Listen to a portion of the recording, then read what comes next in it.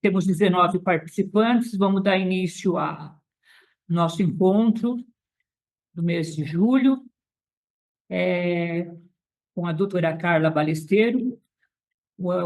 Nós, inclusive, tínhamos um outro tema, colocamos esse devido à importância desse tema. Tá? Então, bom dia, obrigado pela presença. Gostaria de agradecer de forma especial aos nossos patrocinadores, e a Anigrafes, Balesteiro, Betel, está aí a Betel, né? A Balesteiro, a Anigrafes, Bainsect, Criativoria, a ERG Life já entrou? Ethics, Paulo está aí, Fitness, o Jorge, Helpcom, Restaurante Comabem, Link, Mabel, a Orion, a Ótica Indaiá, Grupo Rede, Remax, Sales e Sicredi. Esses são os nossos patrocinadores. Temos na sala, então, a Flyer, a Carmóvel, o Francis, da Jardim, a Raustene, a Rúbia da Salles, quem mais?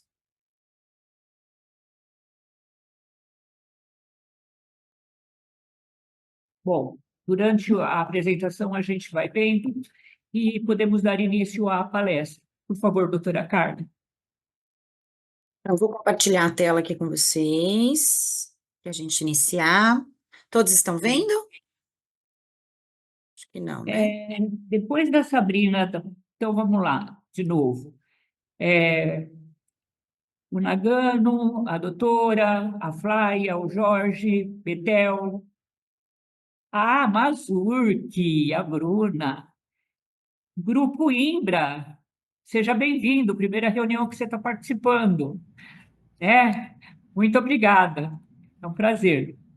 Paulo, da Ethics, a Thaís, da Copage. Certo, Thaís? A Sabrina, da Poliembalagens. Quem é a Samsung? A marca do computador. Quem é a empresa? É a Alessandra da Rebrasil. Oi, Alessandra da Rebrasil. Isso. Francis da Jardim. É que a André não conseguiu entrar aqui, né? Isso, a André não conseguiu entrar, tá? Ela pediu para eu participar. Tá. Entrou aí o nosso coordenador também, né? O Juan, da Petropol. Bom dia. Francis, da Poliembalagens. Anderson, da Rede, Carmóvel, a Jaqueline. Quem é esse iPhone? É a Flávia? Não, a Flávia está lá em cima. Não, estou no computador. Quem está do lado da Carmóvel e da Rúbia? Não dá para saber? Não, esse é a Débora. Tem outro iPhone aqui, da Débora, da Festpan. Bom, Carmóvel, Jaqueline, de novo, Juliana, Grupo Elite, é um convidado, não é a Rúbia. Aline Munhoz, tem mais? Só?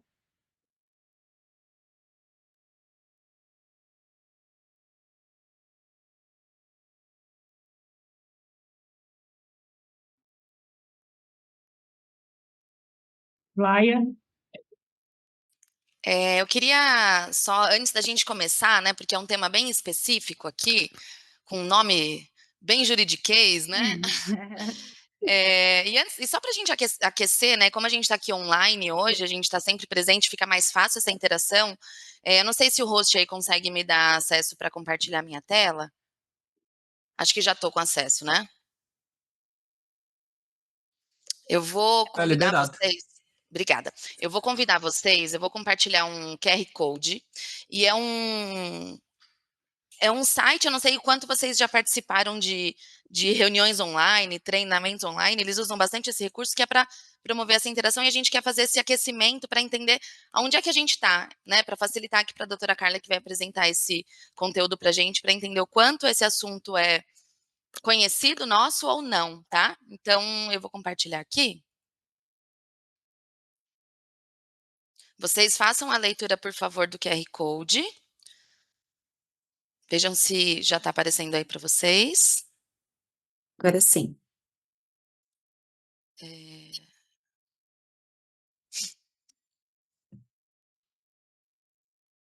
Estão lendo. Todo mundo já leu o QR Code? Eu vou esperar um pouquinho. E aí eu vou fazer uma pergunta, é bem intuitivo, tá? E aí cada um que vocês vão respondendo conforme aparecer aí. Eu vou colocar aqui também o link no chat aqui, para caso vocês tenham dificuldade em ler o QR Code. Vamos lá. Então, para a gente começar, eu quero saber quem de vocês sabe o que significa uma decisão vinculante no TST.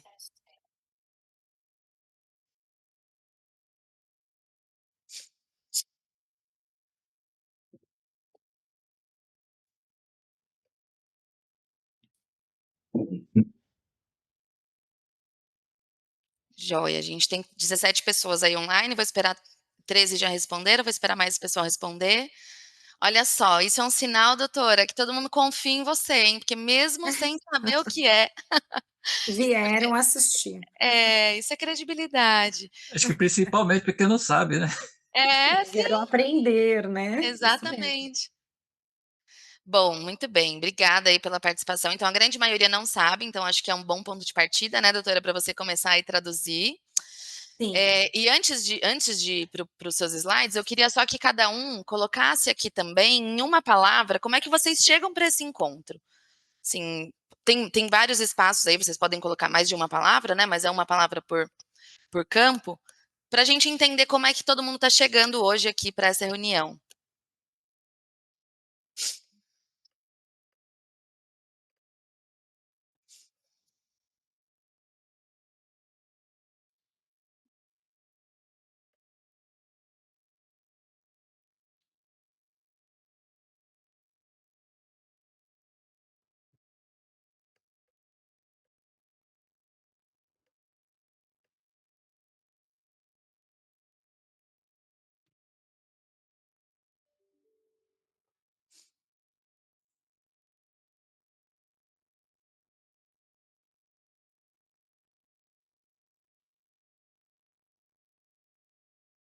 Só palavras boas, muito bem. Nessa manhã fria, tem bastante gente chegando motivado, curioso, empolgado, ansioso, feliz, querendo buscar conhecimento. É isso, acho que esse é bom a gente também reconhecer, fazer esse check-in de como é que a gente tá, porque tem até uma teoria do Otto Scharmer, né, que ele fala que a nossa condição interna define a qualidade das nossas interações. Então, como a gente chega, é importante a gente compreender como a gente chega, porque se eu chego num tom de isso aqui, não sei não, né? Como é que eu vou internalizar isso, né? Então, se a maioria das palavras aqui são muito boas, né? Então, isso é muito bom. Sinal que as pessoas estão presentes e com vontade de aprender e absorver mais esse conhecimento. Então, com essas palavras aqui, doutora, eu quero passar a palavra para você, agradecer aí mais uma vez a sua disponibilidade para compartilhar seus conhecimentos conosco. Eu vou parar de compartilhar aqui e aí você pode transmitir a sua. Obrigada pela Combinado. participação de vocês, gente. Parabéns, a Fly arrasou, ainda trazendo aí uma tecnologia para nós. E essa reunião de RH é assim, sempre tem novidades para nós, né? Eu vou compartilhar minha tela então aqui, minha apresentação, para que possamos iniciar. Todos conseguem visualizar? Ok, Sim? chegou. Tudo certo? Então, vamos começar esse tema juridiquês, como a Flávia disse. Antes de eu iniciar a parte técnica, que eu queria colocar para vocês, quando a gente está aí, pessoalmente, fica muito mais fácil realmente para a gente conversar, né? Então, eu queria que a gente não ficasse envergonhado aqui nessa reunião, para que vocês perguntem, porque eu estou disponibilizando esta manhã para ensinar vocês. Então, não tem nenhuma pergunta boba, nenhuma pergunta pequena. Aproveitem esse momento, tá? Porque às vezes a pergunta, às vezes de base que você está com medo de fazer aqui para todo mundo, pode esclarecer as coisas que vêm depois e também trazer estrutura para o real entendimento de todos, tá bom? Então, vamos lá. O que são essas teses, né? Deixa eu só ver se eu estou conseguindo mexer aqui. Eu um pouquinho ansiosa, não estou respeitando o botão, agora foi. Então, o que são essas teses vinculantes, ou o tema, né? Vocês vão ouvir os advogados falarem, o tema do TST, porque dentro de todas as teses, cada um ganhou um número para nós, para que nós utilizemos nos nossos processos, nas nossas petições. Então, essas teses vinculantes nada mais são do que julgados que foram acontecendo ao longo de muitos anos, em que a jurisprudência foi sedimentando, foi trazendo um entendimento único, majoritário para cada situação. Então, nós temos hoje mais de 200 temas no TST. E por que eu chamei essa reunião com urgência para passar para vocês? Porque nos últimos meses, nós tivemos mais de 40 novas teses vinculantes, em que os juízes de Mauá decidiam diferente dessas teses, e aí a gente precisa entender qual é esse novo cenário jurídico para que a gente possa agir da maneira correta. Doutora Carla, mas se os juízes de Mauá julgavam assim, agora com essas teses vinculantes, como que vai ficar? Gente, eles são obrigados a julgarem da forma com a tese vinculante. E se eles não julgarem, o que acontece? Duas coisas acontecem. Primeiro que no recurso da parte contrária já pode ser acolhido de ofício, que a gente chama, ou seja, rapidamente por uma decisão que ela é interposta dentro de um processo pelo juiz de cima ou juiz revisor do caso. Então, vai ser modificado rapidamente. Por quê? Porque não é mais permitido que os juízes tenham essa liberdade de compreensão para esses temas vinculantes. E segundo que, sempre que há uma modificação de entendimento para o juiz, ele tem problemas com relação à promoção do cargo dele. Então, ele também não vai querer julgar contrariamente a essas teses vinculantes. Eles têm orientações, têm recomendações para que eles julguem de acordo com essas teses vinculantes. Então, quando eu coloco aqui que tem força obrigatória, é justamente isso. Se ele julgar contrário, vai ser cassada a decisão dele e ainda ele tem um problema interno na carreira, na promoção dele, tá? Por que essa sistemática foi criada? Porque hoje nós temos, no último ano, nós tivemos mais de 500 mil recursos recebidos somente desses temas que nós vamos tratar hoje a nível Brasil, tá? Então, lembrando que o TST, ele tem a uniformização nacional, tá? Então, é ele que julga toda a parte trabalhista em âmbito nacional. Por que isso impacta vocês do RH? Porque imagina se vocês estão agindo de uma maneira contrária, se vocês têm políticas internas, regimentos internos, ou mesmo gestão de pessoas, que aqui eu vou dar várias sugestões práticas para vocês, que contradizem o que está sendo colocado, tá? Vocês vão ver que tem coisas que agora vão mudar a conduta de vocês, mesmo em receber uma carta de demissão, tá? E entregar um documento. Então, nós vamos passar aqui a esse início. E administrativamente, a gente vai reduzir as ações trabalhistas, porque ao passo que vocês vão agir de acordo com esse julgamento, não adianta o advogado da parte contrária do reclamante vir com essas teses contrárias a isso, porque vocês estão dentro da legalidade, tá? Então, diminui os passivos de vocês. Alguma pergunta até aqui? Esclareci o que são essas teses vinculantes e esses temas? Alguma pergunta, Flávia, no grupo? Posso prosseguir? Nenhuma pergunta, pode prosseguir, doutora. Então, vamos para a primeira, né? Que aqui ele fala sobre a garantia de emprego, empregado afastado independente de ele ter os 15 dias. O que isso quer dizer? O tema ficou um pouquinho cortado na apresentação, né? Então, eu vou ler exatamente aqui para a gente poder ter. E essa apresentação, pessoal, eu vou jogar no grupo, tá? Para ficar mais fácil para vocês. Então, garantia de emprego por doença, mesmo sem afastamento dos 15 dias. Olha como isso é importante.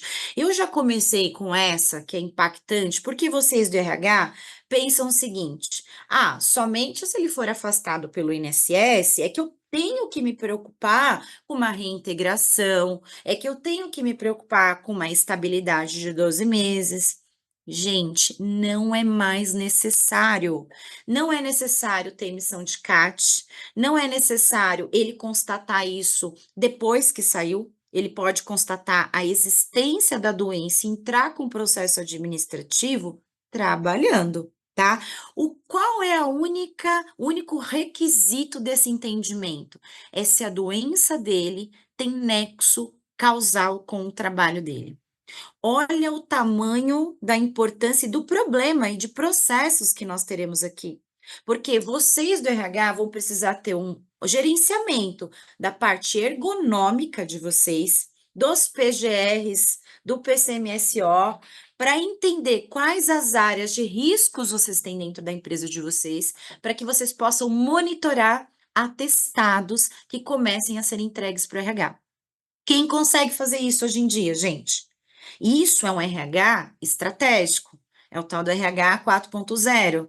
Por quê? Porque se vocês não fizerem isso, então assim, a pessoa ela trabalha numa área que ela tem um carregamento de um peso que no seu PCMSO aparece como um risco, né? O que você tem que fazer? O primeiro atestado que chegar, você precisa começar a monitorar esse empregado, tá? Por quê? Porque é o fato, já está ali constatado, de que há uma possibilidade dele ter essa discussão judicial.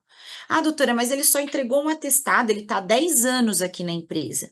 Pior ainda, né, gente? Por quê? Porque ao tempo que ele teve exposto a essa atividade de risco, com esse atestado pode ser a ponta do iceberg, pode só estar mostrando para vocês que a problemática de saúde dele está sendo estabelecida naquele momento, tá?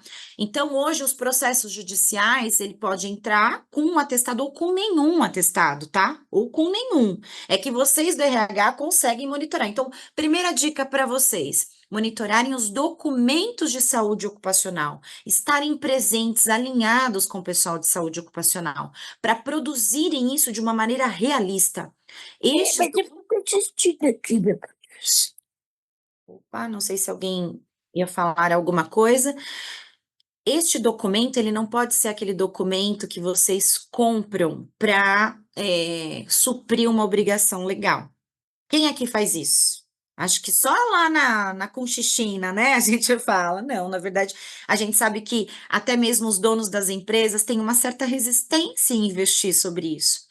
Mas vocês do RH têm que mostrar esse entendimento aqui, ó. Gente, as maiores ações em valores se tratam de doença ocupacional. Tá? Então, por isso que é um tema que eu estou chamando a atenção. O jurídico de vocês vai sempre ficar rendido ao que vocês fizeram para trás, o que vocês fizeram no gerenciamento deste empregado, os documentos que vocês produziram, né? Porque a gente só vai poder trabalhar com tem nexo ou não tem nexo.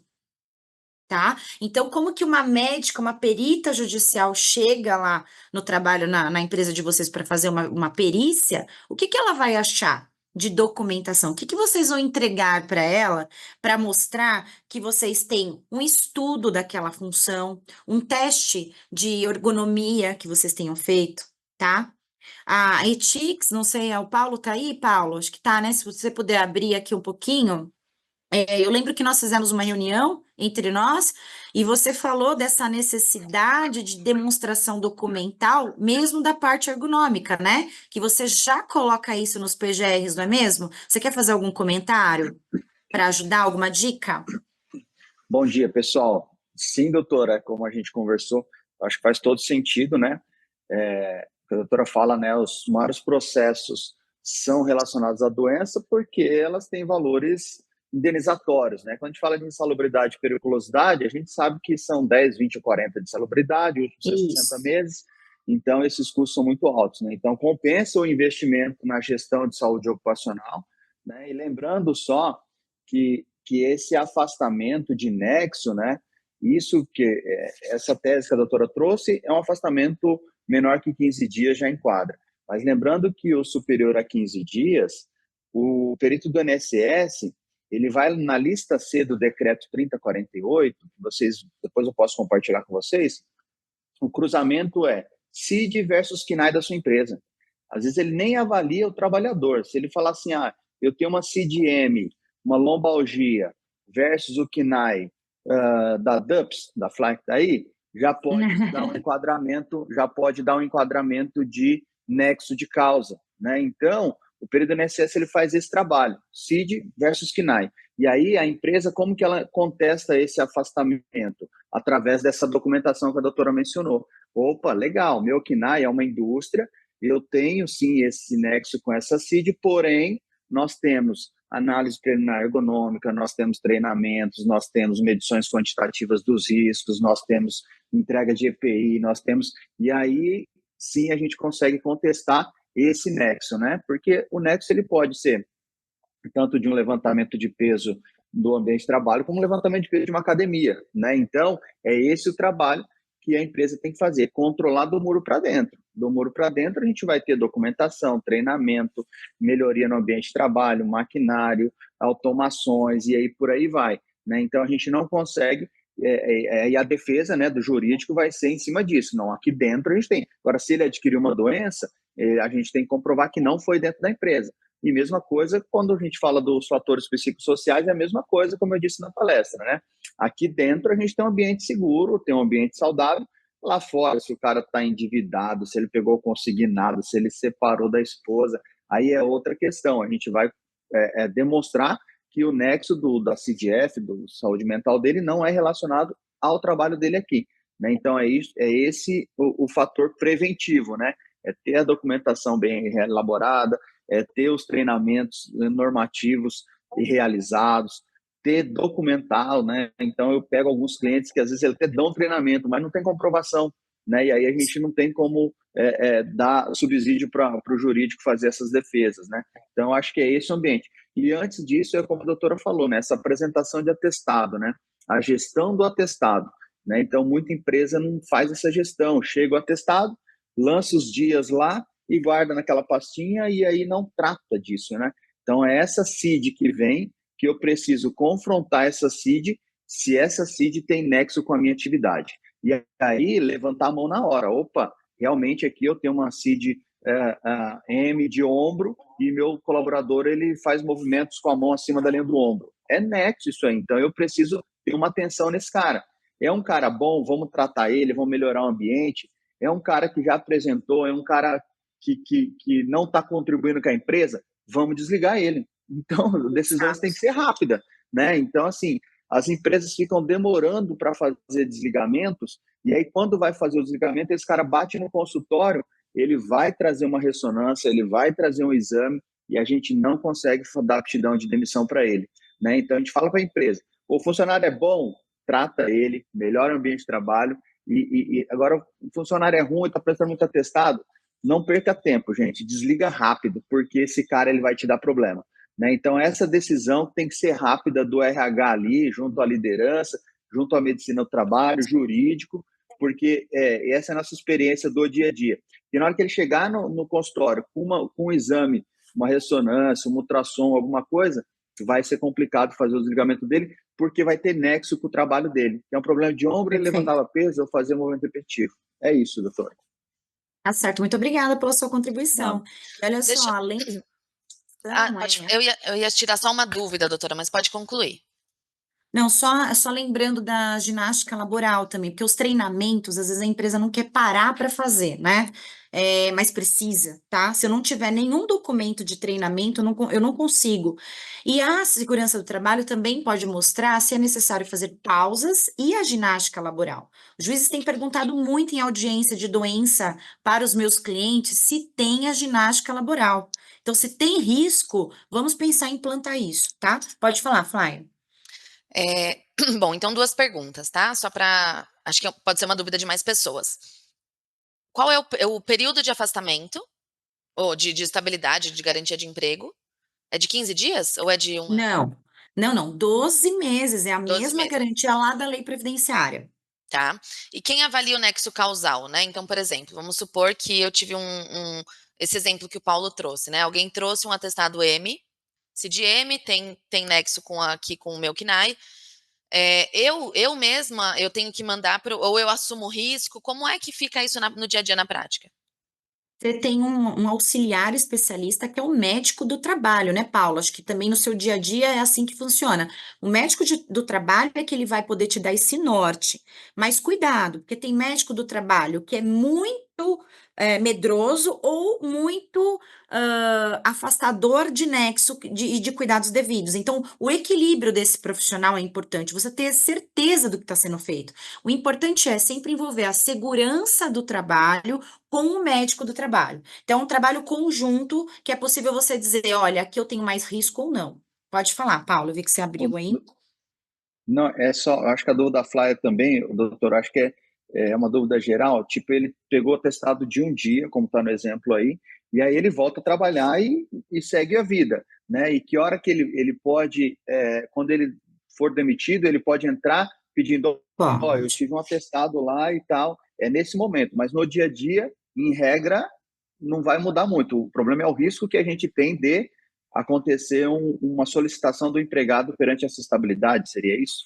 É vocês gerirem esses atestados, né? Vocês vão ter que estar à frente. Você tem que estar um passo à frente para ver que atestado é esse. Ele tem nexo? Preciso tratar? Quais os documentos que eu tenho desse empregado? E no final do dia, eu acho que a gente vai ter que fazer uma gestão de assumir os riscos, né? Porque senão a gente não vai poder desligar ninguém, né? Vai ficar difícil. Então, acho que a gente vai ter que também, né, nesse trabalho conjunto com jurídico, medicina e segurança, entender os riscos do desligamento, caso seja necessário, né? Obrigada. Perfeito. Vamos para o próximo tema. Então, essa daqui é uma multa, deixa eu só que realmente aqui ficou cortado.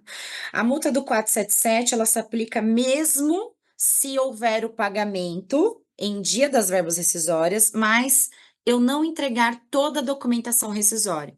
Então, eu atrasei para entregar a chave de conectividade, guias, baixa na CTPS se for física ainda, qualquer documento que seja rescisório e que traga ele um sabor para recebimento de alguma verba, nem precisa ter essa consequência, tá? O fato de não entregar a documentação em 10 dias caracteriza a multa, o pagamento da multa do 477. Então, por isso que eu falei que também aqui é a postura do RH em gerir essa questão de tempo, de como faz o desligamento, tá bom? Doutora, Vou dar uma... só Pode falar. desculpa, só voltando, a multa do 477 se você puder só reforçar, né, Que para mim é bem É. no dia a dia, né? A multa do 477, ela equivale a um salário do empregado, então é o último salário do empregado, e aí tem o entendimento também que é a média, tá? Se ele fazia hora extra, se ele tinha alguma bonificação mensal, é aquele valor inteiro remuneratório como pagamento dessa multa, tá? Então, isso que é devido se você atrasar a entrega dos documentos. Ela já existe, né? Se a gente paga depois dos 10 dias e agora também com o atraso da entrega dos documentos, certo? Exato, certinho. O prazo disso são de 10 dias, tá? A partir do desligamento. Acho que o Juan quer fazer uma pergunta. Juan, pode falar. Pode falar. Culturalmente, né, a gente, como RH, tinha por praxe falar para a pessoa que você tinha 10 dias para o recebimento. E a gente colocava esses 10 dias para fazer o pagamento e a gente vinculava esse 10º dia à documentação. Geralmente, essa documentação acabava até chegando depois, se você tivesse que fazer agendamento no sindicato, no ministério, para fazer essa homologação. Então, culturalmente, agora eu mudei todos os prazos. Então, eu coloco 5 dias para fazer o pagamento e eu ainda tenho mais 5 dias para poder entregar essa documentação para ficar dentro dos 10 dias para entrega. Apesar de todo o sistema hoje digital. Então, tem muito colaborador que é informado que você marca com ele não vem assinar, ou ele não precisa porque ele já viu que o FGTS dele já foi liberado, ele já conseguiu fazer entrada de seguro, várias coisas. Então, a gente fica agora num impasse porque eu tenho uma documentação hoje que não dá mais para ele a liberação dos acessos, porque digitalmente ele já está tudo liberado, e aí eu tenho que fazer que ele venha aqui na empresa, eu consiga ter essa assinatura ou lá no sindicato dentro desses 10 dias. Então, talvez para as pessoas do RH fica essa complicação hoje de a gente conseguir atrair essa pessoa dentro desse período para fazer a assinatura dessa documentação e garantir que dentro dos 10 dias está assinado.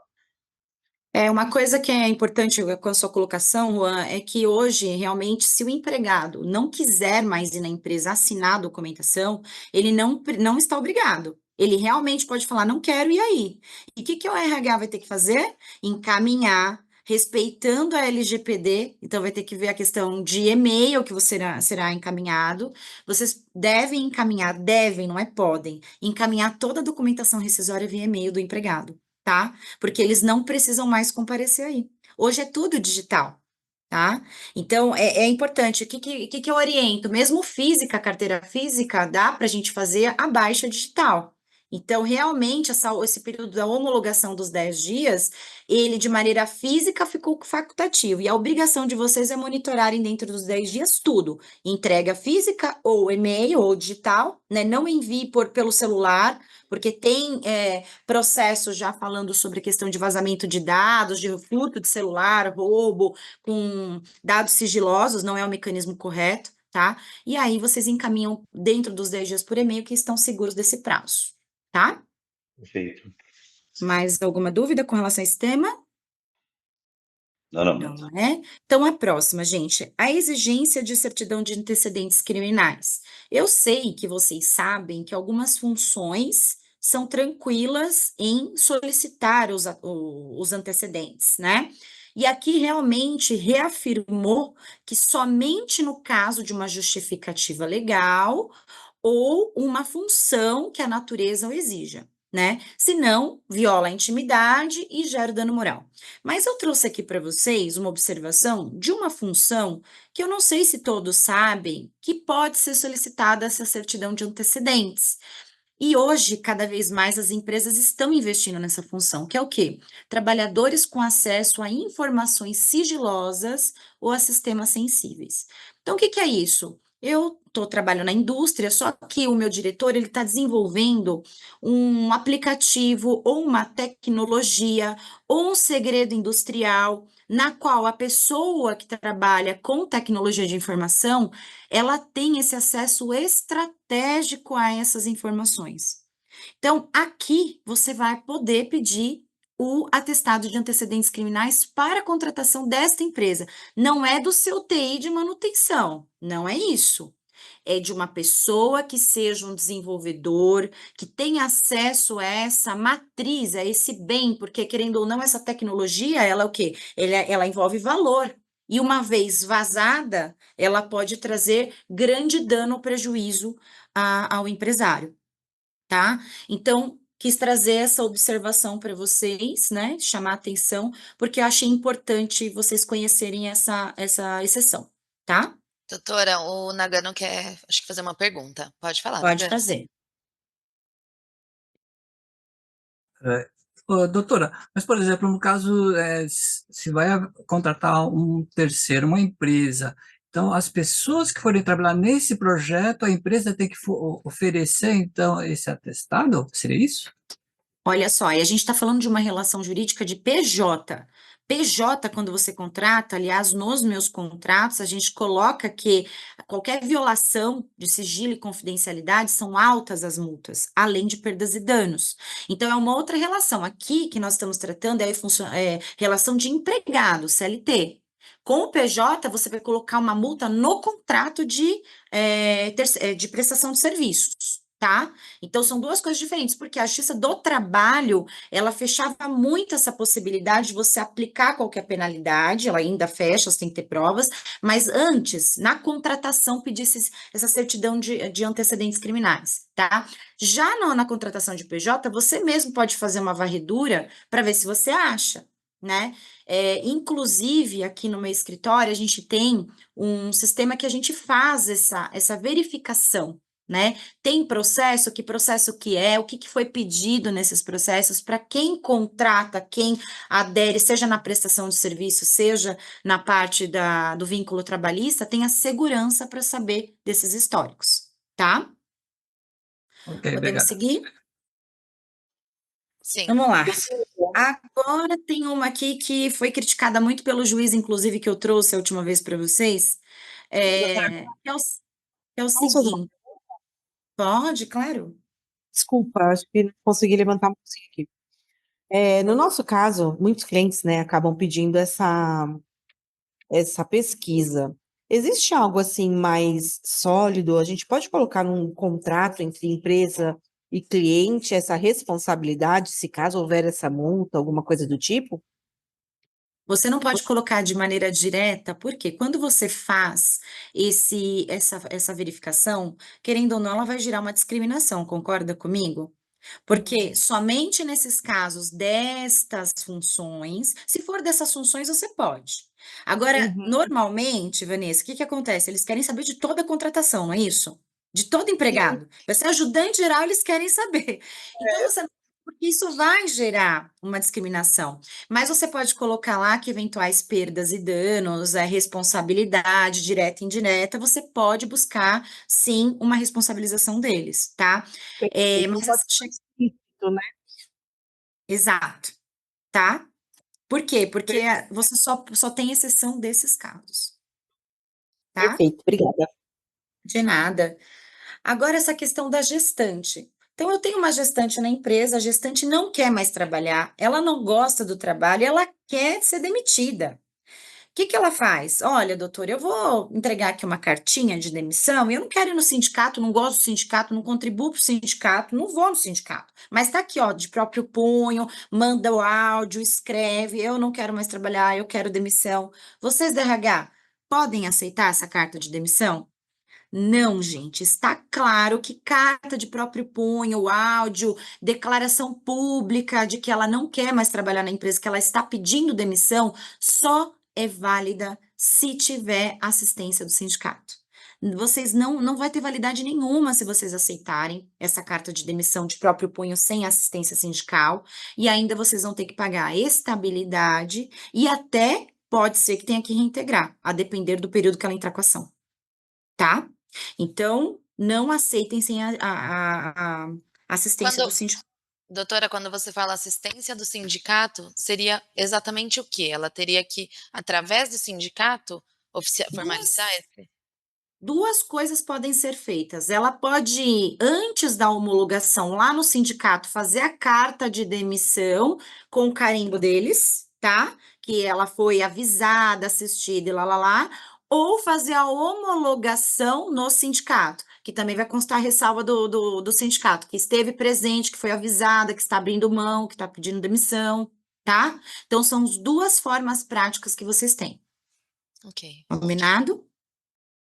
O próximo, estabilidade da gestante em contrato por prazo determinado. Esse a Vanessa deve ver muito, né, Vanessa? Prazo determinado, gente, quais são? Experiência, temporário, ficou grávida, pacificado que vai ter direito à estabilidade. Esse foi um tema muito debatido. Já ganhei, já perdi, porque a gente tinha juízes para tudo quanto é lado. Olha lá, a Vanessa fazendo sim, né, Van? Porque já teve de tudo. Mas agora os juízes não têm mais liberdade, tá? Prazo determinado, engravidou, vocês vão ter que ficar com o empregado todo o período, independente da forma jurídica, ok? Essa também é doída, né? É complicado. Prescrição, quanto tempo, doutora, a pessoa pode entrar com ação trabalhista? O que vocês falavam antes? 2 anos, né, da demissão? Qual é a data dessa demissão, gente? É da projeção do aviso prévio que vocês colocaram lá na carteira de trabalho, tá? Então, não são só mais 2 anos. 2 anos a partir de lá, que às vezes vira 2,5, certo? Então, atenção a isso nesse monitoramento de documentos, de como que vocês estão fazendo, porque esse prazo foi amplificado. Bom? Participação de lucros também deve considerar o aviso prévio indenizado ou trabalhado, tá? Quando vocês forem fazer o acerto, aqui já está pacificado que a projeção do aviso tem que ser incluída na proporcionalidade do pagamento, tá bom? Se não pagar, dá o descumprimento da obrigação. Combinado? Eu tô acelerando porque a gente tá com bastante tema ainda, tá, gente? Mas é só ir fazendo perguntas. Justiça gratuita, esse todo mundo fica bravo, né? Porque a reforma trabalhista trouxe uma esperança de que seria mais justa a justiça do trabalho com relação a esse item. Mas não, agora se pacificou que qualquer empregado que receba até 40% do teto do INSS, que é 8.100 e pouquinho esse ano de 2025, ou seja, em 2025 até 3.052,40, ele não precisa provar nada de documento, basta a declaração de pobreza dele, que ele vai ter o direito à justiça gratuita e não vai pagar insalubridade, se perder, honorários de advogado, nada disso, tá? Então, diante desta situação, até esse valor, nenhum documento, e depois desse valor ele prova o estado dele de poucos recursos, o que também pelos juízes tem sido dado de uma maneira indiscriminada, tá? Por isso que houve o retorno tão grandioso aí de ações com pleito de insalubridade e periculosidade, tá? Essa aqui também eu acho que vocês vão ficar bem bravos, porque a gente, como advogado, acha uma coisa bem complicada e injusto para os empresários. Que é o quê? Quando há o falecimento de um empregado que sofreu um acidente de trabalho, o que vocês tinham em mente? Eu tenho que pagar a indenização por esta morte, né? Aos herdeiros em geral, certo?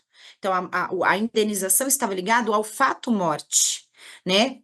De maneira geral, cada um vai receber sua proporcionalidade. Só que, além disso, a Justiça do Trabalho entendeu que cada pessoa que fizer parte, integrante do núcleo familiar, que são quem? Filho, genitor, irmãos, cônjuge ou companheiro. Ou tá? Porque às vezes a pessoa é casada e tem uma amante. Todos podem vir solicitar o quê? Um dano moral próprio. Eu perdi o meu pai, eu perdi o meu filho, eu perdi o meu marido, eu perdi meu namorado. Namorado, vulgo, união estável, tá? Neste caso aqui. Todas essas pessoas poderão pedir um dano moral deles pela morte, pelo fator morte por acidente de trabalho. Então, olha mais uma vez a importância da gente cuidar dessa parte de gestão de saúde, de acidentes, né? Porque aqui vai ficar mais pesado. Vocês vão receber ações trabalhistas da Maria, Joana, né? E aí cada uma, além daquele, vai ter o direito pessoal da indenização, tá? Transporte de valores, trabalhadores não especializados. Ah, doutora Carla, na minha empresa, a gente paga o vale alimentação ou um PLR. Aí sabe o que eu faço? Eu peço aqui para estagiário do escritório ou alguém do administrativo e sacar esse dinheiro para a gente pagar sem lastro ou pagar algum valor, ou vocês recebem de clientes e pede para alguém do financeiro levar até o banco. Qualquer operação de transporte de valor está pacificado, que se não for alguém especializado nisso, gera o dano moral, tá? Então, vocês não podem impor a ninguém que não tenha essa função especializada a se dirigir a levar ou buscar dinheiro para a empresa, seja a natureza que for de pagamento, tá? Comissões em vendas incluem os juros. Então, eu tenho um vendedor aí que, doutora, na verdade, a gente recebe em cartão de crédito, aí eu coloco juros, ou eu faturo em 10 vezes para o meu cliente, eu coloco juros sobre o valor da venda, mas para o vendedor, eu só pago o valor da venda. Essa parte do financeiro não inclui. O TST entendeu que o valor que deve ser a base da comissão é o valor da inclusão dos juros e não só o valor da venda. Se você comercialmente colocou qualquer adicional em cima daquele valor de venda, essa é a base da comissão. Ainda que ele receba, você receba depois e ele receba no mesmo mês, tá? Ah, doutora Carla, mas eu tenho cliente que não paga, e quando não paga, eu desconto do meu vendedor. Eu posso fazer isso? Não, gente. Vendedor vendeu, ele tem o direito da comissão. Por quê? Porque você, como empresário, você vai ter o direito de cobrar isso depois. Você vai entrar com um protesto, com uma execução. Agora, ao vendedor, ele não vai correr o risco da sua atividade. Você que é o empresário, você que não recebeu, ele vendeu, ele deve receber, tá? Doutora, ainda que no plano de pagamento desse prêmio conste que é no recebimento e não no faturamento. Ainda que conste só se homologado pelo sindicato. Por esse entendimento, só se o sindicato cortar esse direito em dizer, tudo bem, então será no recebimento. A regra geral aqui é vendeu o direito da venda. Tá? Porque se você vincula ao recebimento, e se você não receber? O que você quer dizer com recebimento? É cancelamento, é inadimplemento, entendeu? Então, se for cancelamento, a gente tem como brigar. Agora, se o recebimento tem a ver com inadimplemento, não, tá errado, tem que pagar a comissão. Tá, obrigada. Tá? De nada. Vedação, acumulação de insalubridade e periculosidade. Ainda tinha discussão quando o mesmo trabalhador, por exemplo, ele dirige a empilhadeira, mas também ele faz a parte lá de insalubridade, que tem acesso a produtos químicos. Ainda tinha juízes dando a acumulação. Era mais raro, acho que isso para vocês está mais claro, de que não é cumulável, né? Então agora pacificou que não pode receber, ainda que sejam em atividades distintas, tá? Agora aqui é o tema 140, que eu também conversei bastante com o Paulo da ITIC sobre a prova pericial emprestada. Gente, isso aqui vai mudar a dinâmica de processo. Se vocês vão como prepostos na audiência, e a audiência for una, tem pedido de perícia, cuidado, porque a juíza não está mais obrigada a mandar fazer perícia nas empresas. Sabe o que ela vai fazer? Sabe o que foi determinado pela súmula 140, por esse entendimento 140? Que se tivermos nos autos uma prova, um laudo pericial de outro processo, na qual a pessoa cumpre alguns requisitos, que é o quê? Mesma função, período em que eles trabalharam similar, e lá naquele processo teve audiência, teve manifestação de laudo, oitiva de testemunhas, e concluiu, mesmo assim, pela insalubridade, que ela não precisa mais mandar um novo perito, tá? Então, se sua empresa já perdeu perícias de insalubridade, avisem os gestores, os donos das empresas, de que se não for feito um bom trabalho de uma outra prova que vocês tenham ganho também em período similar, para poder colocar em xeque essa discussão, vocês não vão ter nem o direito de trazer mais o perito na empresa, tá? Aí é que tá, né? O que eu estava conversando, estou buscando muito aprender muito mais essa parte de engenharia do trabalho, para a gente poder fechar um pouco mais esses peritos, porque vocês precisam de antídoto, né? E aí eu conversei com o Paulo, eu falei, Paulo, o que a gente pode fazer aqui para poder fechar um pouco mais esses problemas que as empresas têm com esses laudos? E aí, Paulo, você, não sei se está nos ouvindo aqui, se saiu, Sim, se tô puder aqui. falar um pouquinho com relação ao trabalho preventivo que você faz muito bem aí tanto com a Cris como em outras empresas, quais os documentos, o que você trabalha mais mente para a gente não perder a perícia de insalubridade, que acho que é a mais dolorida para a empresa? Bom, novamente, né, pessoal, eu acho que com a justiça, dependendo da vara ainda que a gente atua, é quase que irreversível você conseguir ganhar algum tipo de processo. Por isso que a gente sempre orienta as empresas, né? O que eu pego todos os dias em auditoria nas documentações são realizadas, né? Então, principalmente o RH, que é a pessoa que contrata o serviço, mas não tem a expertise do que está contratando, né? Isso a gente se depara todo dia. Primeira coisa é quantificar os riscos, gente, medir os riscos. Os riscos, nós temos riscos na NR15 que eles são qualitativos, né? Que a gente pode falar depois, dentro das teses vinculantes aí, doutora, veio o álcalis cáustico, que é água sanitária, né? Então, Vou falar aqui depois.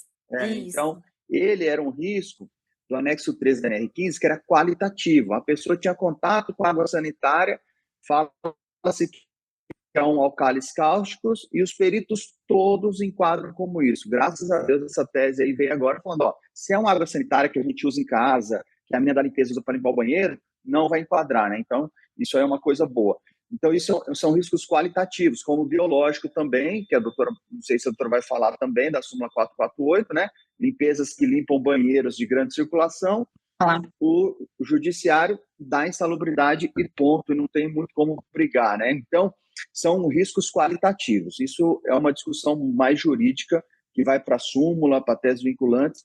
Agora, os riscos quantitativos, que é medir o nível de ruído, medir o nível de calor, o nível de vibração de corpo inteiro, ou vibração de mãos e braços, o cara usa uma parafusadeira lá, ou opera uma empilhadeira, medição dos produtos químicos, né? Então, a empresa tem uma série de produtos químicos. Eu preciso medir o quanto o cara está inalando desse produto químico, o quanto ele tem contato com esse produto químico. E isso, em grande maioria das empresas hoje não fazem isso. E quando fazem, as empresas que estão realizando não estão seguindo metodologias corretas, equipamentos corretos. É igual eu encontro muito a dosimetria de ruído, por exemplo, né, gente? O pessoal vai lá e coloca um dosímetro. Hoje mesmo eu estou numa indústria grande aqui, que eu estou com uma equipe fazendo medição de ruído. A gente chegou às 6 da manhã, porque a gente instala o equipamento às 6 da manhã e vai tirar às 4 da tarde. Então eu vou ter a média desse ruído. E muitos documentos a gente vê, o cara coloca 1 hora lá o equipamento e tira. Então, ele faz a medição de 1 hora. Não é representativo essa exposição de ruído. E não tem como a gente brigar depois se um perito vir, que o perito vai fazer exatamente isso. Ele vai colocar 15 minutos no cara e fala, liga a máquina aí, vai dar 90 e poucos decibéis, e ele vai usar aquilo como verdade. E a gente, com uma medição de ruído, jornada completa, representativa, a gente vai falar, opa, você não seguiu a metodologia, perito. A nossa metodologia de medição aqui é a ideal que a gente fez seguindo a norma. Então, é isso que muitas empresas não têm essas avaliações para poder brigar. E essas avaliações, gente, não é nem falando do processo em si. Nessa avaliação vai te trazer muito resultado financeiro, porque a partir do momento que você mede, você reduz o quê? Exames complementares, você reduz equipamentos de proteção que você entrega, então você tira todo. Então, você vai investir numa medição e vai trazer esse retorno payback em menos de 6 meses, dependendo da quantidade de funcionários, porque você vai tirar espirometria, raio-x, vai tirar exames de urina, ácido púrico, metilpúrico, TGO, TGP, porque o cara usa um thinner lá um pouquinho. Aí, com certeza, se você olhar lá no PCMSO de vocês, estarão pedindo lá exames de urina, TGO, TGP, creatinina, nananana, vocês gastam aí uns R$300, porque ele usa um thinner. Se você mede o quanto ele inala, o resultado vai dar menor que 0,0.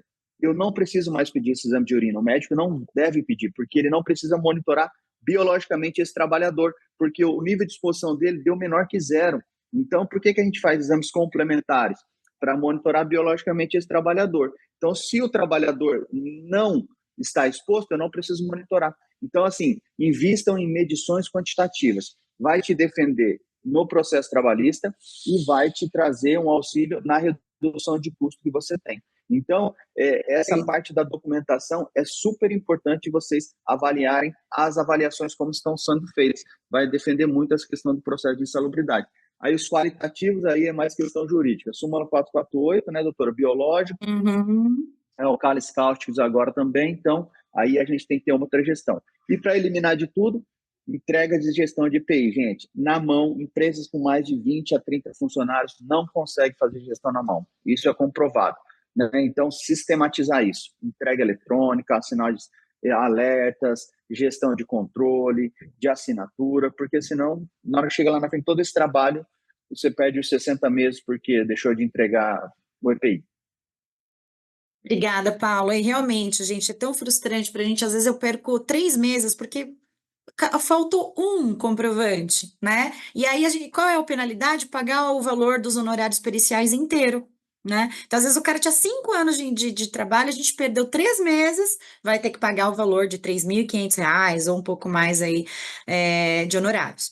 Bom, o Paulo já falou sobre a questão, né, essa parte do lixo urbano, e também uma coisa que eu tenho observado, estudado muito nos processos, porque eu não gosto de ficar nessa incerteza de, mas cabeça de perito, não, eu acho que a gente tem que buscar antídotos, né? E aqui, com relação à área de limpeza, que eu sei que toda empresa que está aqui tem, né? A gente tem esse funcionário, seja ele terceirizado, que a responsabilidade de vocês é subsidiária, ou então ele é direto. o que a gente tem que ter em mente? Tudo bem, a parte de produto, que é este que o Paulo mencionou, ficou 100% dizendo que não tem exposição. Só que aí essa empregada, ela vai retirar o lixo, ela lava as privadas, ela faz esse trabalho de limpeza. O que acontece? Qual foi o entendimento que a jurisprudência está fixando? O que é grande circulação? Porque eles estão equiparando o adicional igual ao do lixeiro, dizendo que ele tem contato com esse lixo biológico, né? E por isso tem o direito ao adicional. O que é grande circulação? Para a jurisprudência, grande circulação é sempre um número maior de 20 pessoas, né? Então, a gente tem, diante dessa informação, a gente pode ter algumas saídas, né? Ou realmente, tendo mais de 20 naquele setor, não dá para segregar? Primeiro, dá para segregar? Algumas pessoas do administrativo, eu coloco tal pessoa para limpar, e ali eu tenho 5, 6, e ali eu não pago. O outro, essa pessoa não vai poder limpar o fabril, que o fabril tem 50, né? Ou se eu tiver mais que 20, colocar no preço, colocar no custo do terceiro esse adicional, porque é entrar com o processo, passou do número de 20, vai dar insalubridade e vai ter que pagar perícia e vai ficar altamente custoso, tá bom? Então, como ele já adiantou, pode falar, Paulo. Não é só um complemento, né? Porque não tinha essa definição na súmula, né? O que era grande circulação, se seria um aeroporto, Não uma tem. rodoviária, um shopping center, e aí começou a enquadrar qualquer quantidade, porque... E aí tem um projeto de lei que eu mandei no chat aí, que aí o projeto de lei de 2023, sim, está definindo que acima de 20 será grande circulação, né? Então, A jurisprudência também está indo nesse sentido, né? A gente tem vários julgados que usam essa expressão, mais de 20, tá? Vamos ver se vira lei, né, Paulo? Porque aí dá para a gente cobrar um pouco mais veemente, mas a gente já tem bastante histórico disso, tá? Sim. Alguma pergunta da questão da insalubridade? Posso prosseguir? Posso prosseguir? Tá. Então, dano moral por impedir o retorno após alta do INSS. Sabe aquele trabalhador problemático que manda mensagem extremamente ríspida e não quer voltar porque diz que está doente, sem atestado? Quem já não passou por isso? Todo mundo do RH, né? O que a gente, né, aqui recebe muito? O pessoal do RH com receio de se indispor mais ainda e fala, olha, ele entrou com recurso, ele já teve a negativa do INSS, já fez perícia, deu indeferido, só que ele diz que ele entrou com recurso e ele quer esperar o resultado. Gente, vocês não podem deixar essa pessoa em casa depois da alta do INSS sem retornar ao trabalho. Isso, além de não ser produtivo, porque vocês não vão estar usando a mão de obra dele, ele ainda vai ter o direito a um dano moral, tá? Qual é o procedimento correto? Ele teve a alta do INSS, imediatamente é passar com o médico do trabalho. Passando com o médico do trabalho, faz voltar.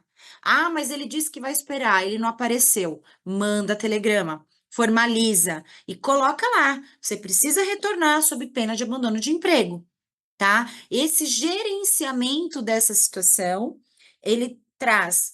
A documentação mostra que vocês não permitiram ele em casa, tá? Não deixaram ele lá de escanteio, porque ele não vai receber esse salário. E mesmo que venha um recurso administrativo positivamente, a gente não pode correr esse risco, você não sabe o resultado final, tá? Então, mandem voltar. Mandem voltar é a obrigação da empresa para não dar o dano moral. Tudo que for limbo previdenciário, tudo que for, vocês pensem assim, tudo que for ficar no limbo previdenciário, a obrigação da empresa é tomar medidas documentais para mandar o retorno do trabalho, tá?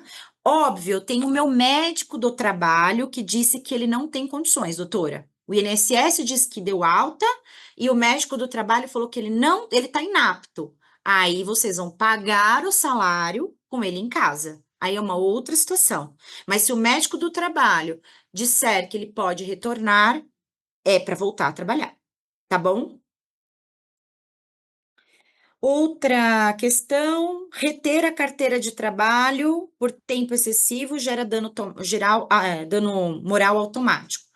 Agora, com essa questão da carteira digital, A gente tem poucos problemas com isso, mas tem gente também esquecendo de dar baixa na carteira, tá?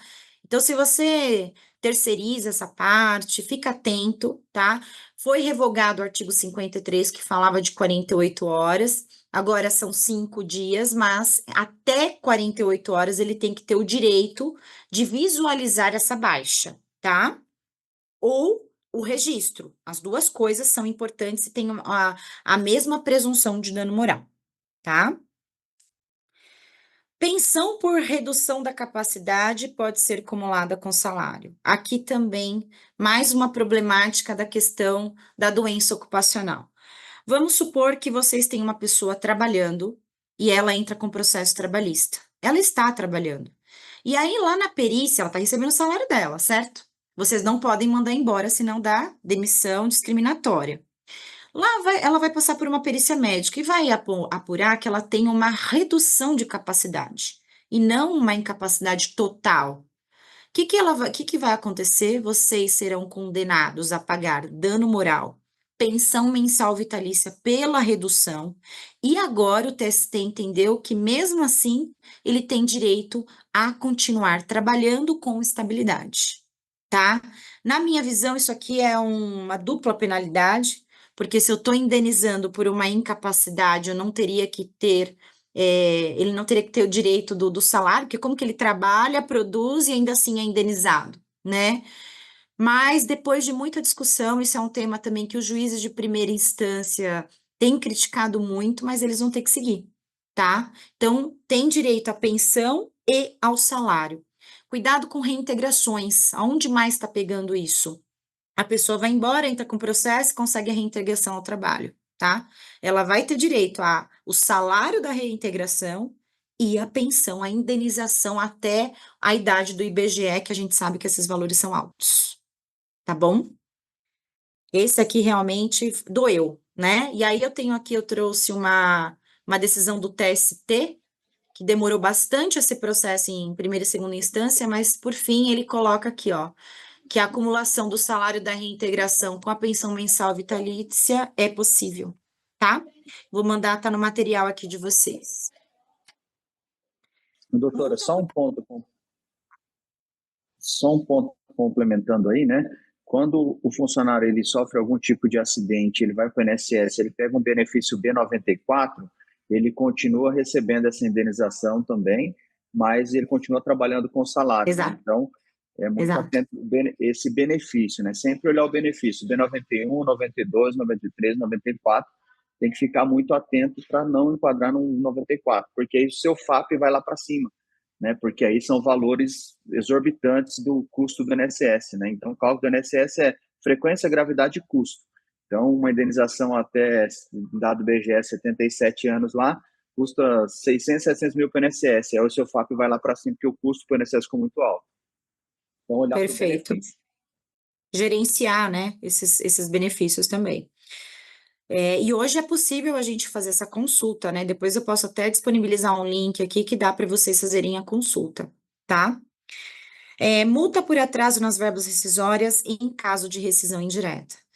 Aqui, gente, é o seguinte, tô com atraso no FGTS, tô deixando de cumprir alguma norma trabalhista, o empregado ele vai ter o direito de entrar com o processo trabalhista, parar de trabalhar, notificar vocês e falar o seguinte, olha, eu estou saindo da empresa e quero receber todos os meus direitos como se vocês estivessem me mandando embora, e quero a regularização dos meus pagamentos, tá? Se é que a causa vai ser só pagamento, porque pode ser um desvio de função, pode ser alguma exposição, um assédio moral, pode ser diversas questões de descumprimento de obrigação contratual, tá? O que a lei fala, que esse tema, que quando houver a rescisão, na sentença que determinar a rescisão do contrato, vocês ainda vão ter que pagar essa multa do 477, mesmo vocês nem tenham tido, vocês não tiveram nem o prazo para pagar dos 10 dias. Mas aqui vai caracterizar porque ele teve que entrar com o processo, teve que esperar esse período, e por isso é caracterizador dessa multa, que lembra o artigo 477 no começo da palestra, é o valor da média salarial, do último salário do empregado, tá? O próximo é a impossibilidade de pagamento de... É o próximo e último, tá, gente? Já é o último tema. Não é possível pagar, seja por acordo judicial, extrajudicial, pagar o FGTS direto ao trabalhador, tá? Qualquer pagamento que envolva regularização frente à Caixa Econômica Federal, se vocês não depositaram aquela competência, precisa ser feito o pagamento em conta vinculada, tá? Agora, com a reclamatória trabalhista registrada no e-social, vocês sabem que diversas obrigações são necessárias de registro, né? Então, se reconheci período sem registro, não adianta fazer aquele acordo direto, né? Ou então, pior, a pessoa tinha o vínculo e eu deixei de pagar algumas competências. A Caixa só vai dar baixa, só vai deixar de cobrar a empresa se ela receber aquele valor em conta vinculada. Por que que isso é importante? Porque não, você vai pagar duas vezes. Você vai pagar por empregado aquele cálculo que deveria ser depositado e a Caixa Econômica Federal virá lhe cobrar e você não vai ter tese de defesa, porque já está pacificado que o pagamento do FGTS só dá quitação depositada em conta vinculada, tá? Então, isso é bem importante, principalmente orientar o jurídico, ficar assim, de olho no jurídico, né, com relação aos acordos trabalhistas. Tem casos que é possível fazer e tem casos que não é possível fazer. Tá joia? Bom, minha gente, falei bastante, acho que é tudo isso. Não sei se vocês entenderam, queria ouvir um pouquinho vocês, e aí eu tô no aguardo, tô aqui à disposição. Faz, que puder fazer intermediação. Aqui no chat não tem nenhuma pergunta, mas eu acho que ficou bem claro. A gente teve tempo de discutir, né, o que ficou no ar aí, sei lá, gerou alguma dúvida, as pessoas também se manifestaram, mas eu acho que agora, se alguém quiser, né, abrir o microfone, fazer algum comentário, alguma pergunta, vamos interagir aqui, porque no online, né, fica tão difícil a gente fazer isso. Verdade. Eu queria colocar referente aos atestados, né? Porque eu já conversei com muitas pessoas que falam sobre a gestão. Como que eu gerencio o atestado? Isso. Que eu sei o que eu faço, o que eu não faço e tal. E quando eu identifico o que fazer. Então, o Paulo comentou sobre a lista, né, do cruzamento do KNAI com o CID. Então, hoje eu uso ela como uma base. Então, através dela, junto com a segurança do trabalho, eu faço o cruzamento de todo atestado que entra, se ele está relacionado àquela minha lista. Quando ele está relacionado, a parte de segurança no trabalho faz o trabalho na documentação, então analisa se aquilo no PGR, em E17, PCMSO está vinculado a alguma coisa. Se não está, eu encaminho esse colaborador dentro da minha medicina, então ele vai passar lá com o meu médico do trabalho, para eu poder ter uma relação do meu médico do trabalho falando que, olha, isso que ele tem não está vinculado à atividade profissional, mas ele deve procurar um acompanhamento e tal.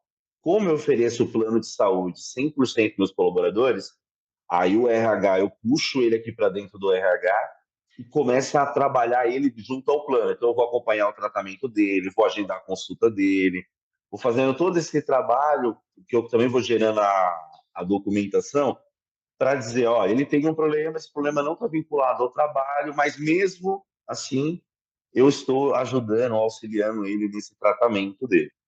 Caso tenha um vínculo ao trabalho, né, o meu médico de trabalho fala, isso daqui está sendo causado pela atividade que ele está relacionando, eu faço tudo isso, mais um acompanhamento também na parte de segurança. Aí a doutora comentou sobre treinamento, então eu vou ter uma atenção especial com esse colaborador, questão de treinamento com ele, eu vou acompanhar questões, por exemplo, de fisioterapia dele, como está indo, tal.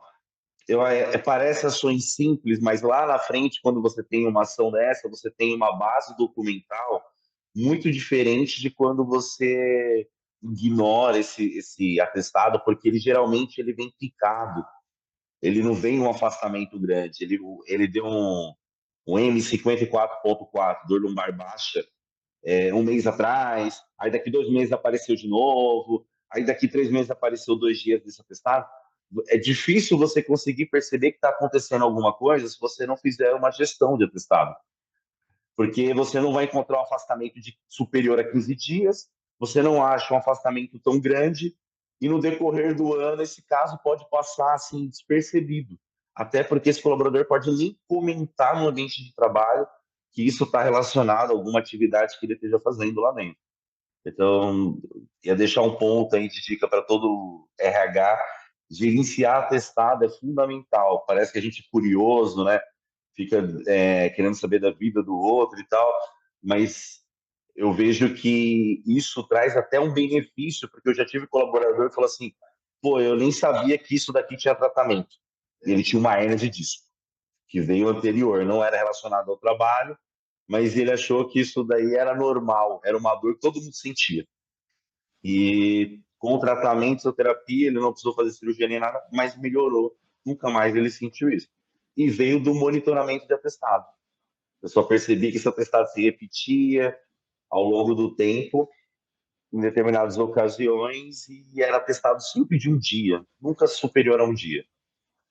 Então, queria deixar ressaltado para o pessoal a importância desse monitoramento. Então, quem não sabe como começar, pega aquela lista do Nexo, vincula o seu KNAI, verifica quais são os CIDs que estão relacionados ao seu KNAI, e ali você fica nesse monitoramento para você ver se aquele atestado se repete, né, ou não se repete. Geralmente a gente está numa época que é muito comum ver os atestados J, né, as infecções das vias aéreas superiores, que também eu uso ele como indicador, por exemplo, de questão de campanha de vacinação, né? Se eu percebo que está aumentando muito o índice, principalmente dentro de um setor, eu já me desperto uma questão que eu posso ter uma transmissão ali dentro daquela área, por que não intervir com uma situação de uma campanha de vacinação, para diminuir até para o RH os indicadores de absenteísmo. Também, Rua, quando o atestado não tiver CID, acho que é uma dúvida, né? Como que eu faço para monitorar? Então, tem o nome do médico, obrigatoriamente tem que ter lá o CRM e o nome do médico. Vai procurar a especialidade desse médico e comece a observar se os próximos que venham também sem o CID ou com o CID se bate, se correlaciona. É realmente uma investigação, né? É um trabalho aí minucioso, só que vocês viram como é um grande passivo das empresas essa situação, tá? Então, deixa aqui essa dica. Olhem o CRM, tem sites aí que é possível ser bem confiáveis de vocês acharem essas informações, tá bom? Eu acho só um complemento, Juan, parabéns pela gestão, né? Mas eu acho que é bem isso, quando não vem CID, primeira coisa, eu acho que é o atendimento ao colaborador ali, aí tá tudo bem, tentar saber mais ou menos, problema nas costas, no braço, ou não, dor de barriga, sei lá, tentar puxar alguma coisa assim, e aí caso não consiga, bom, já que você está com problema, está preocupado com a sua saúde, vou direcionar você ao médico, aí o médico trabalha, ele pode dar CID, né? Ele tem que falar para o médico, ele não pode responder. E aí o médico de trabalho vai direcionar essa CID para ele, né? Então, isso começa a minimizar as apresentações de atestado aleatório também, quando você tem um médico. Então, aqui na Ethics, nós temos um exame que chama monitoramento pontual, né? Então, além dos 5 admissional, período, mudança de risco, demissão, retorno ao trabalho, tem um monitoramento pontual. Então, nesses casos que você está em dúvida, ou você sabe que o cara está com um problema ali, tenta direcionar o médico de trabalho, que ele direciona uma CID. E assim, também, gente, dos 3 maiores afastamentos que nós temos, o primeiro é problema nas costas, coluna, hernia de disco, lombalgia, dorsalgia, O segundo são fraturas internas em mãos, braços, e o terceiro é mental, né? Então, só para vocês entenderem, os 3 maiores afastamentos previdenciários que a gente tem hoje, 2 são tratados na NR17, na ergonomia, né? Então, tem muita gente falando de psicossocial, mas não tem nenhuma análise ergonômica bem elaborada, ou uma gestão desse risco ergonômico, né? Então, a gente tem comitês ergonômicos, né? Então, compensa o investimento. Nossa, vou comprar uma esteira aqui que custa R$80 mil. A gente tem que tentar mostrar o quanto de retorno vai ter esse investimento de automatizar isso, em vez de... Na Mitsui mesmo, a gente colocou aquela sucção de saco lá, reduziu bastante o levantamento de peso, por exemplo.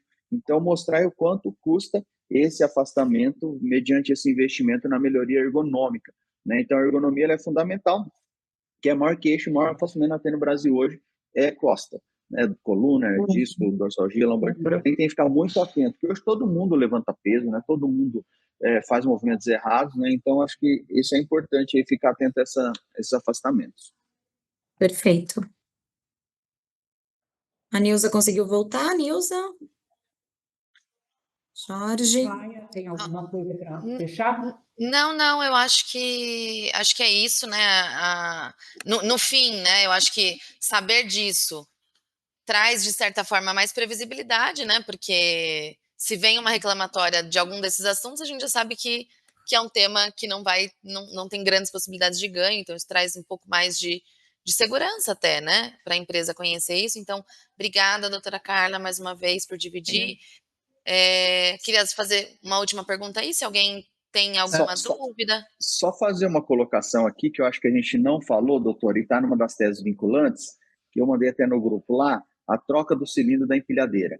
Né? Então, a troca do cilindro da empilhadeira agora está pacificado que é periculoso. Periculoso, então, sim.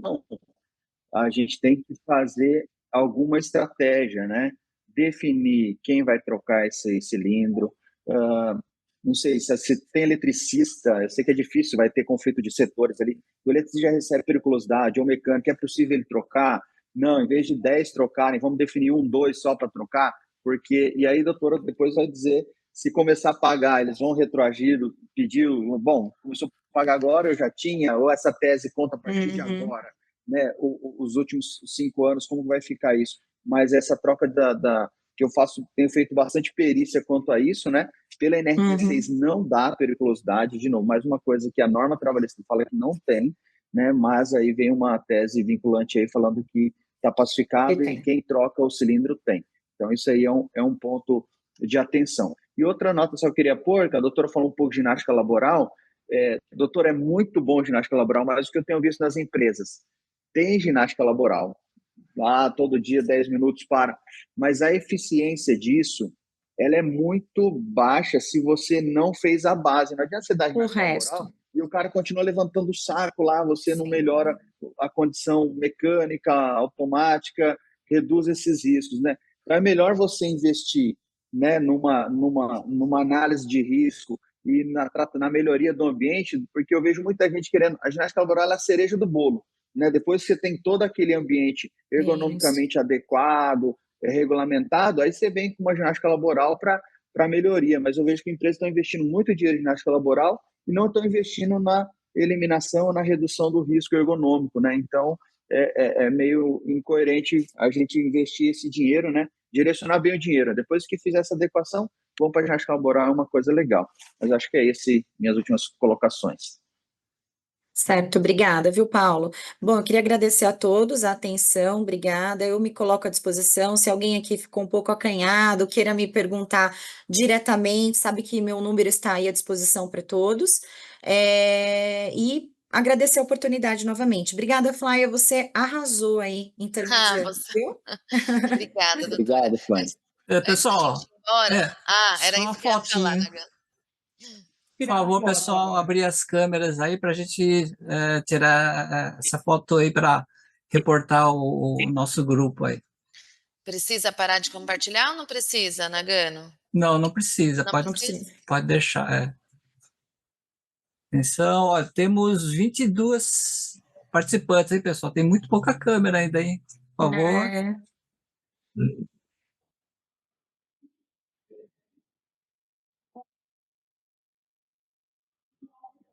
Ok, mais uns minutinhos, mais alguns segundos aí.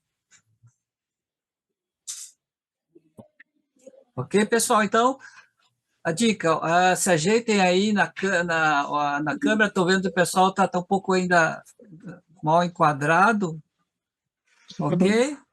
Olhando para a câmera, no 3, hein? 1, 2, 3.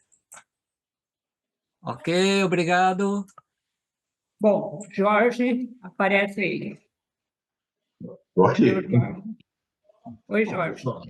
Bom, a EPS agradece muito, doutora Carla, as contribuições aí que foram feitas durante a palestra, e eu acho que esse é um momento único que a gente tem no mês, que a gente reúne os mais experientes gestores aí que a gente tem na região, que contribuem bastante, com a experiência prática, os especialistas.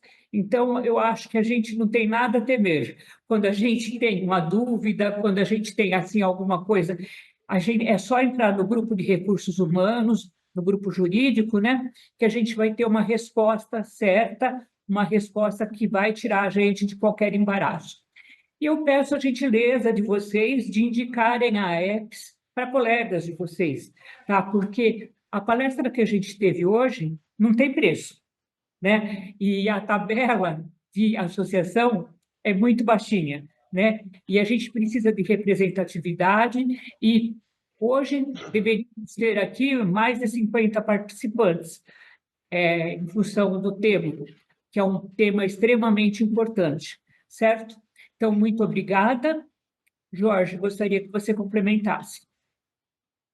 Eu acho que é importante a gente até entender, né, que a gente tem várias óticas até nessa palestra, né, entendendo seja o aspecto jurídico, seja o aspecto de gestão, e seja também, acho que o aspecto prático, né, daquilo que ocorre efetivamente no dia a dia das empresas, né, onde muitas vezes, pela própria correria, a gente acaba não prestando atenção.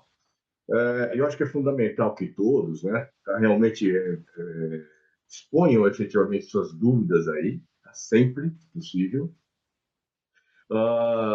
Como a doutora Carla comentou, ela está disponível, eu acredito o Paulo também, né?